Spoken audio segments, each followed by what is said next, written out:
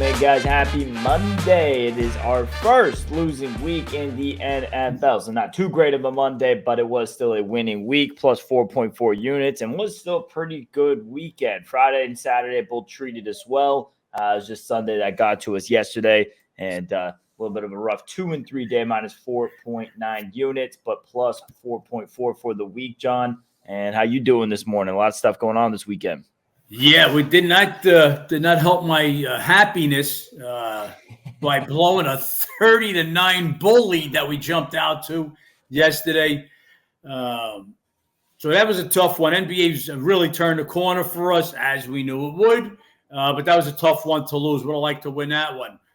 We had the Cavs also early in the day. We laid that at minus 120 on the money line first thing in the morning. That game went off at 3. And that's how it's supposed to go. And win those games when you beat those numbers. To my members, just want to touch on, you guys, you have to expect some lag time, especially on these injury games. So last night was Levine questionable all day. He's in the lineup. We make that bet. As soon as we can get that info, we send that out to you guys. By the time we get it, send it out. You receive it. You log into your DraftKings, FanDuel, whatever account you got. There's going to be some, like, these things are moving, I mean, in seconds. As a matter of fact, what I'd like to do is we're going to post a video as soon as we get a chance. The next time there's movement, I want to show you guys how quick all of that moves. Number 2, we are now the Massa Edge. Know how to beat the bookie. Bookie got a bad word in it, I guess. I don't know. Maybe that's why we're shadow banned on Instagram, and I think this really spells it out more. I've introduced myself on Instagram and YouTube these last few years. So now that you're familiar with me, it's what we do. We talk about it all the time. So we'll be known as the Massa Edge. For our members, you might have a problem downloading it. So let me read off what B has sent me. And she says, what is it? If there is any issues, first delete the old app, then download the new one. Most people were required to download the new version, but some got stuck on the old version. The fix is to delete the old one and download the new one. And then obviously you got to log back in. All your same logins are all good. Anybody with issues can text B 619-363-0395. So the new app is up and running. New Instagram page will be up and running right by the end of today, Ben. Yeah, it's already up. We're seeing some of you guys follow over there. Same thing at Massa Edge. We'll put it in the caption below. Make sure you guys give a follow there. And then as far as the app, I mean, for me, it didn't have to re-download. Just kind of went on, updated overnight. So hopefully that's the situation for you guys. But each phone, each person, whatever you have is different. So like John said, if you have any issues, text me or shoot me a DM, and we'll make sure you guys get squared away. We want to get everybody fixed up. So with that being said, I touched upon a little bit about yesterday. First losing week in NFL. It took us all the way to week 12 to take our first losing week. And I don't want to cry about it, but some really, really bad breaks. We look at Friday game with the Dolphins-Jets. We went under 41. We gave you guys that under. That's a tough one to blow. That's a 10-0 game in the first 29 minutes of the first half. You're sailing to an under. Tua throws a pick 6. And then the Jets throw the most unlikely pick 6 that I've ever seen in my over 40 years of doing this. A Hail Mary to the end zone. The Dolphins pick it with no time left, run it back for a touchdown.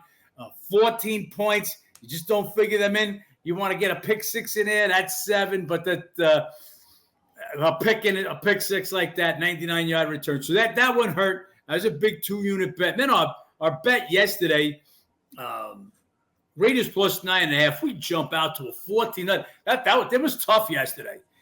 We jumped out to a 14 lead with the Raiders taking 9.5. Jumped out to a 30-9 lead with the Bulls taking 4.5. These are games you almost figure, like, obviously nothing's over till they're over. but you feel really good about it.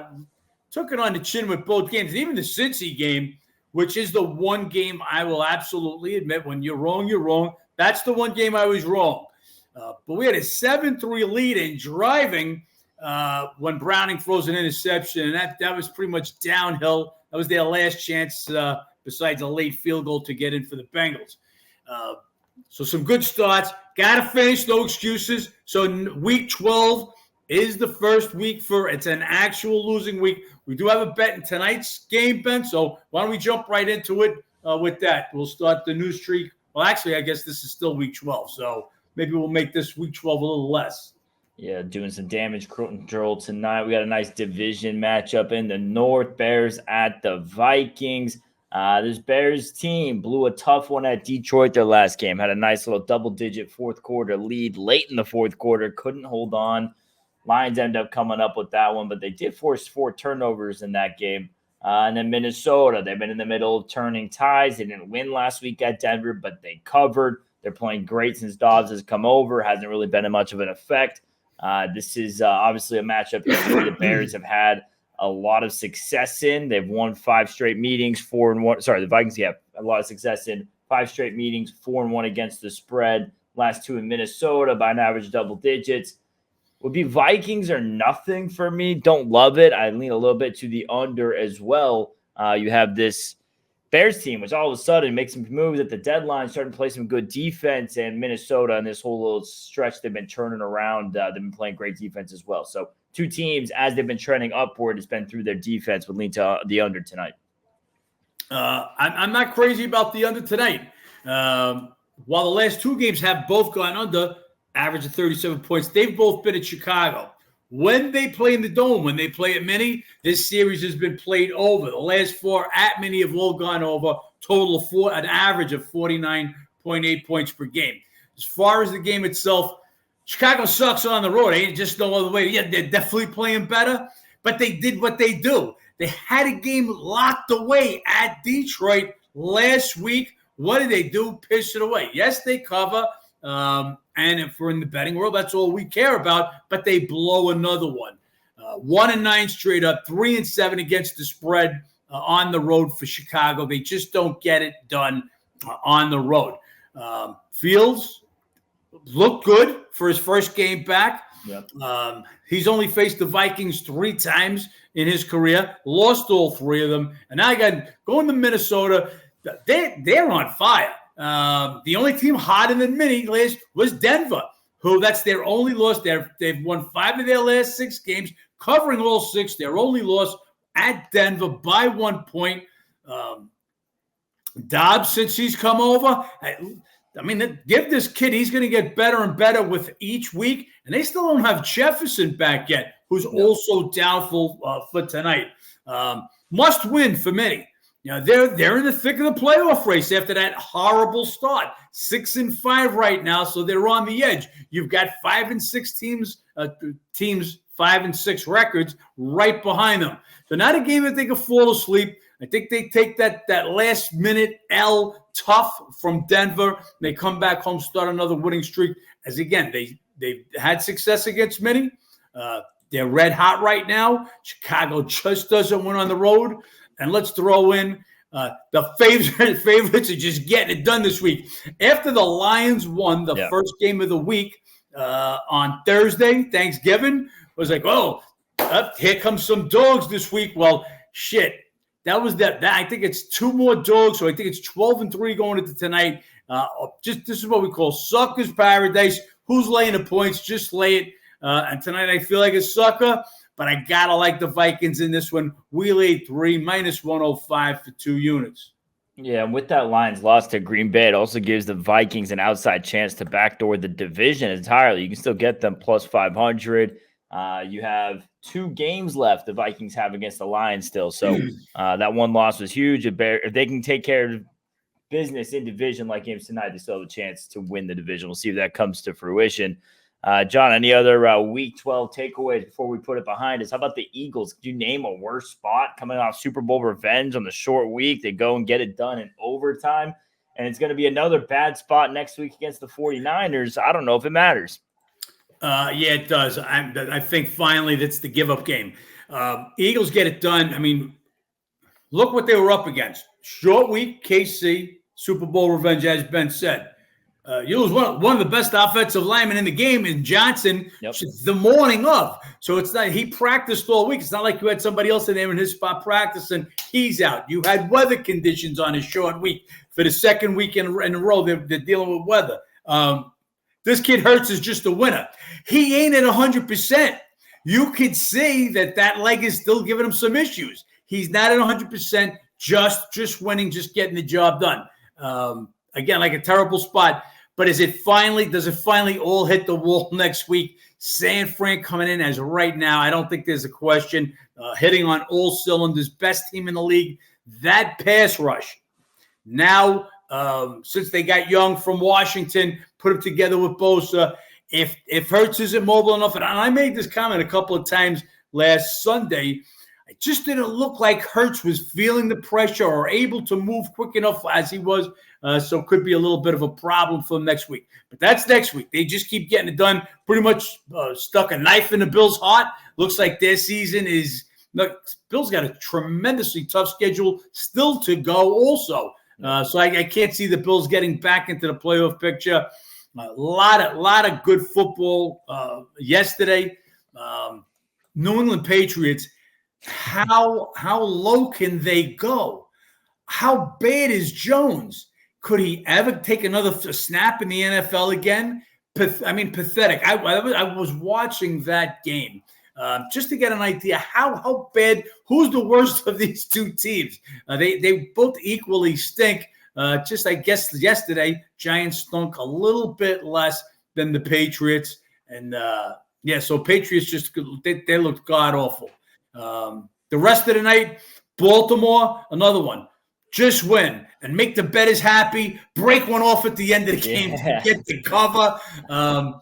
Ravens, I have to say it right now. I think they're the best team. The loss of Andrews is big, but this kid likely, the tight end, he's going to fill in that spot. They got a lot of weapons, Bateman, Flowers, Odell Beckham, the run game, and Jackson, just great. That defense gets it done.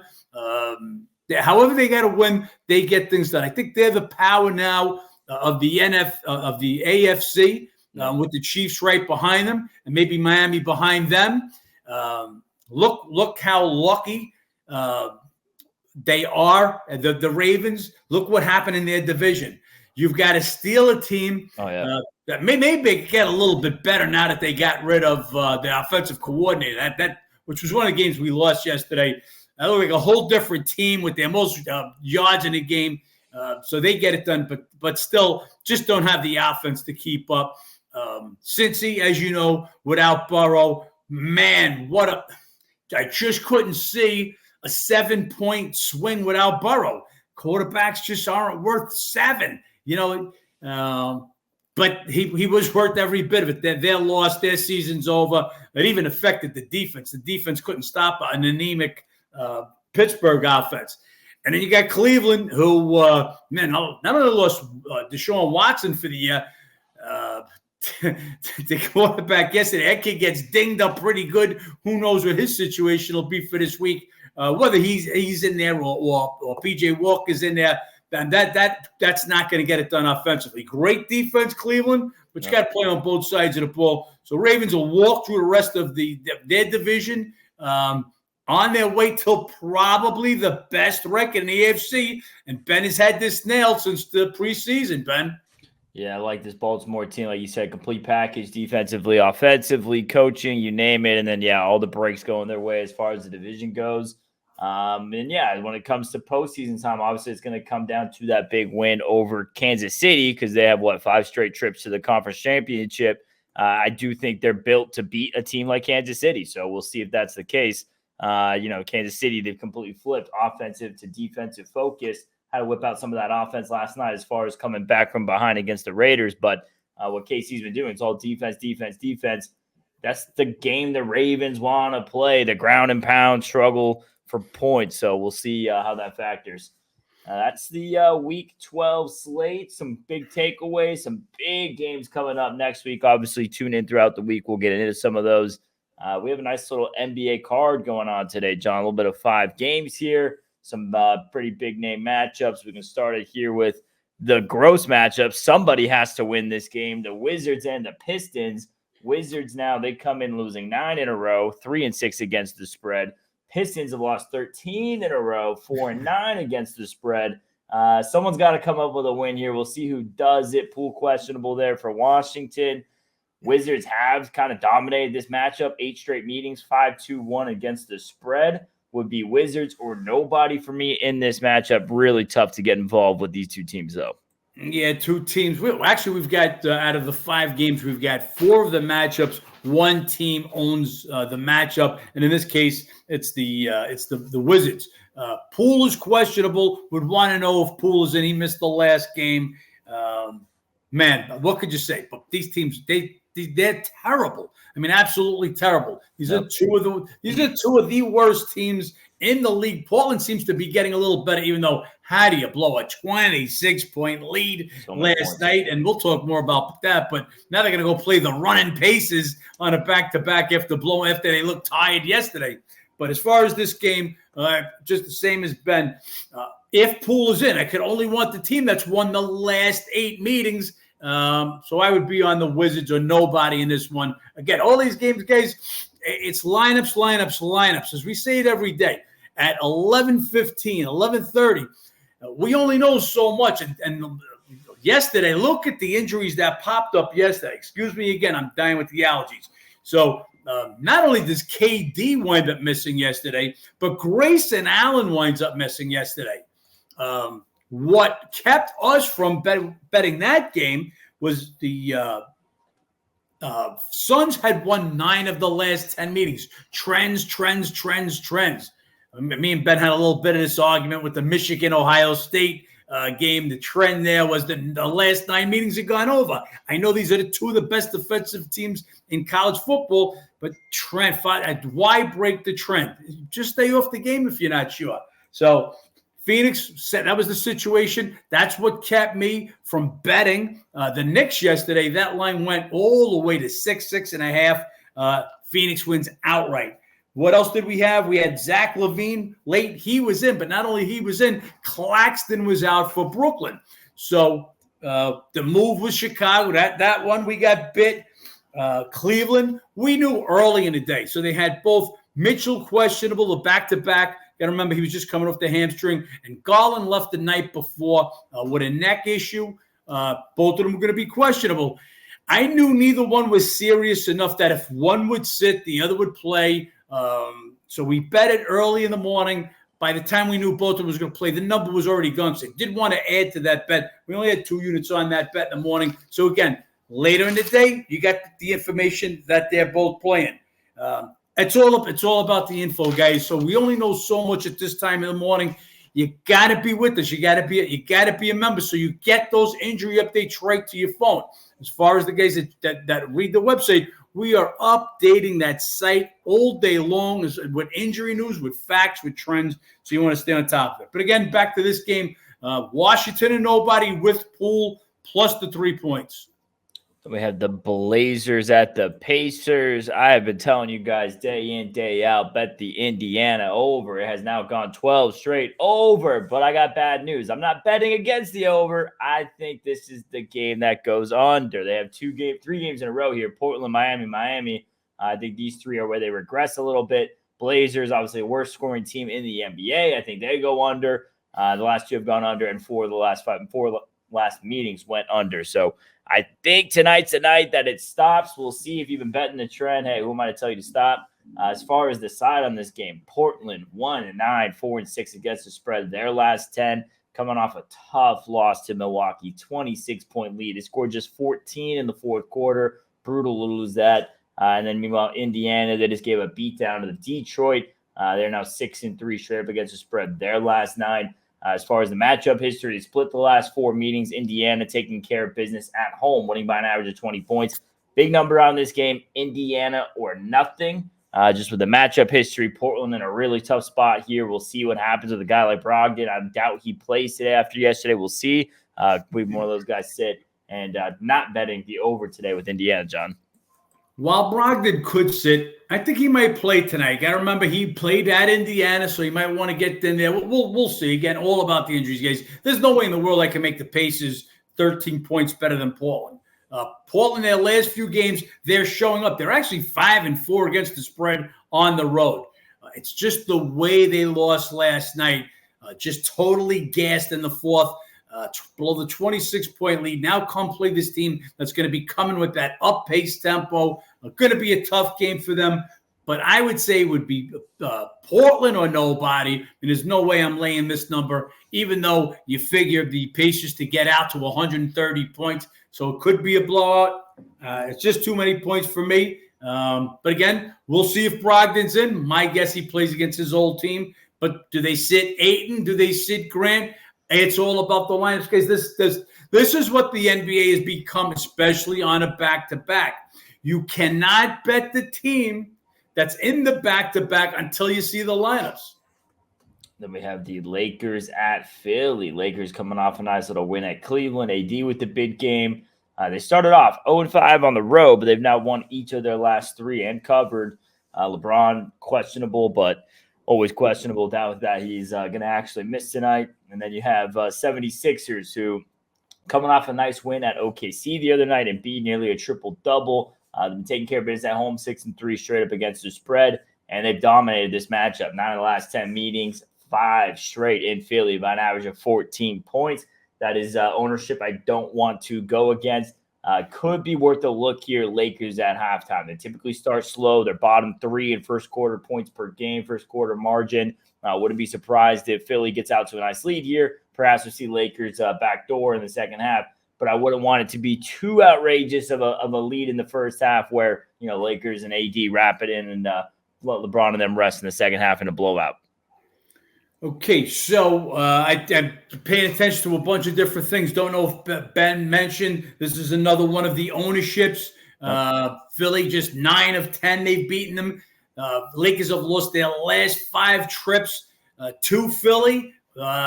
Philly's covered all 5, an average of 14 points per game. It looks like a big number, but I don't buck that trend. The number I'm just watching. We're watching some moves here. So the game is right where I think it should be because Philly has the ownership. As far as LeBron, I'm just tired of saying it. I actually wrote in our preview, as usual, LeBron is listed questionable. LeBron has missed 1 of the 17 games so far this year. They were off yesterday. They don't play tomorrow. LeBron will be in the lineup tonight, so that's not an issue. Reddish is questionable. Hachimura, he's going to miss a week. Vanderbilt, he's still out. Vincent, he's still out. That's more to worry about. That's the depth that the Lakers need that they don't have right now. LeBron will be in.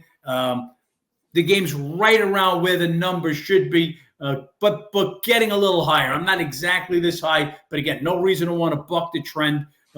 Lakers at Philly.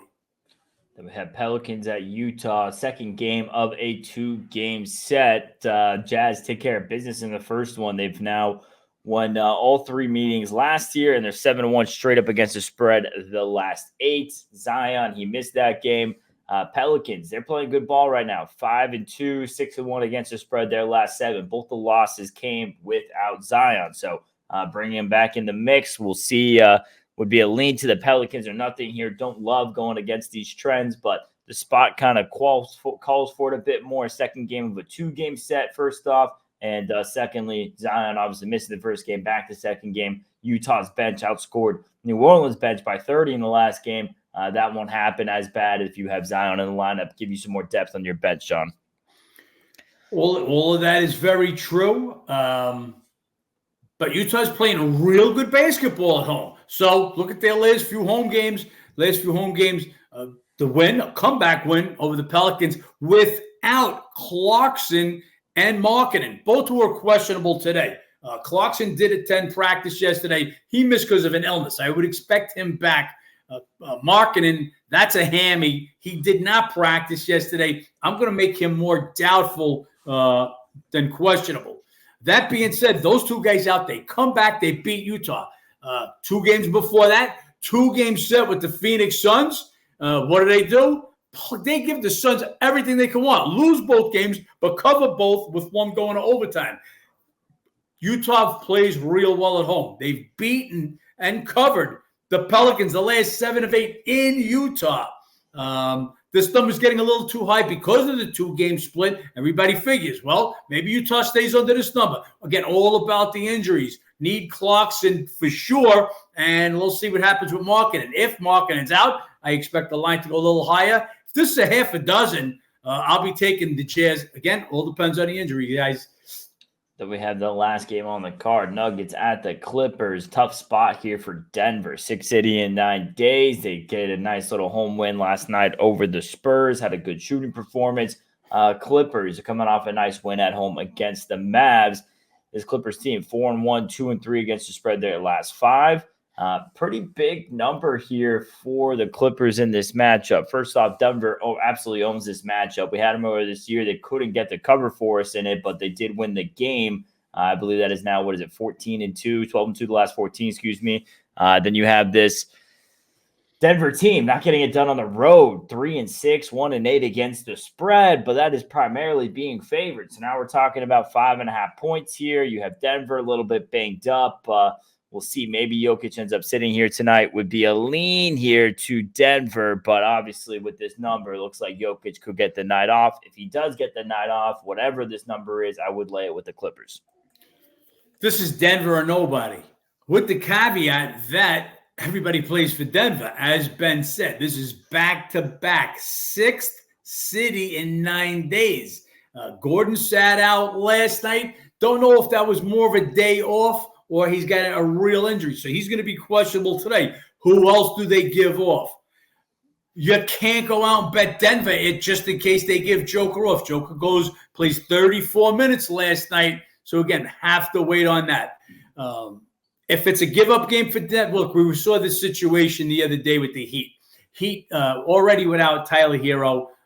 Duncan Robinson was out. They sat both Bam and Butler. It's what we call a give-up game. So if we're going to watch tonight, Joker's out, Aaron Gordon's sitting. They're going to sit Porter Jr., who's had some injury problems in his past. It's a give-up game. Only if that's the case could I see this number. How else can you make a team? Denver's won the last 7 meetings, 5-2 against the spread. The one they didn't cover was when we had Denver and we needed them to cover. But again, Joker goes and misses free throws at the end of that one. And at LA against the Clippers, they've won 8 of the last 9 at the Clippers, 7-2 against the spread. Can't give them a half a dozen in this spot, even though back-to-back 6 tonight. So I would like Denver. Got to know who's playing the game. Same thing, guys. Got to know the cast of characters. Going to go see a movie. Who's the cast of characters? Going to bet on a game. Who's playing? Who's playing today? That's why I laugh at guys that are making predictions that they don't even know who's playing. But again, there's no word out about anybody sitting for Denver except Gordon questionable. This is just us knowing, hey, this is what could happen. So you got to be careful. No reason to go out and bet Denver. You find out an hour before game time, Joker's going to sit this one out. That is the Monday NBA slate, guys. We have a nice little card going on tonight. And as John said, if you guys want all of the injury updates, if you guys want to know any bets that get added later on tonight, go check out the Massa Edge. Download the app or the massaedge.com, and you guys can get all that information. John, I don't know if you have anything else to get to. I know we had a lot going on this week to get to. Yeah, the new app, it's now the Massa Edge. Want you guys to sign up. We're going to start a new football run. Got started, I guess, next week because this is part of Week 12. We gave you the Vikings. That's my only bet right now. The NBA card, guys, full of question marks, where the line goes, what the lineups are. So don't have an NBA bet yet right now. College football, we looked at the card. Some tough games. Me and Ben have a disagreement on one of the games. We'll talk more about that one tomorrow. That's about it. A lot of work to do. We're getting down to the nitty-gritty as far as the NFL season. This comes to the time of year. Do you see teams like the Chargers after last night's loss? the Bills after yesterday's loss? Do they start falling out? Where their ratings are up here, but do they have anything to play for anymore? Is it a lost season? I got to feel the Bills, who go into a bye week, are kind of feeling like that right now. The Chargers, I don't know how the guys got a job. No team loses as many one-score games. Like, actually, yesterday wasn't a one-score game at the end of the game, but nobody loses the way that this guy does. He's just not an NFL head coach. But, I mean, that season's basically over. The Denver Broncos, who came from the ashes. They've given up a 70 spot to Miami. Now back. They've actually the hottest team in the NFL right now. The longest winning streak belongs to the Denver Broncos. And I'll give you guys a clue. If you've watched the whole thing, I already like them going to Houston. It's going to be a do-or-die game for both these teams. Houston, Denver, same record. Right now, sitting at 3.5. It's Denver or nobody in that one. And as you guys know, we are on top of NFL lines early in the week. So if you guys want to be a part of that, as bets get sent out early week, sign up on the app or to the website. John, a pretty good week last week. A little bit of a tough Sunday to do some damage a little bit. Hopefully we can damage control the NFL week with a winner tonight. Other than that, let's make some money. Let's make some money.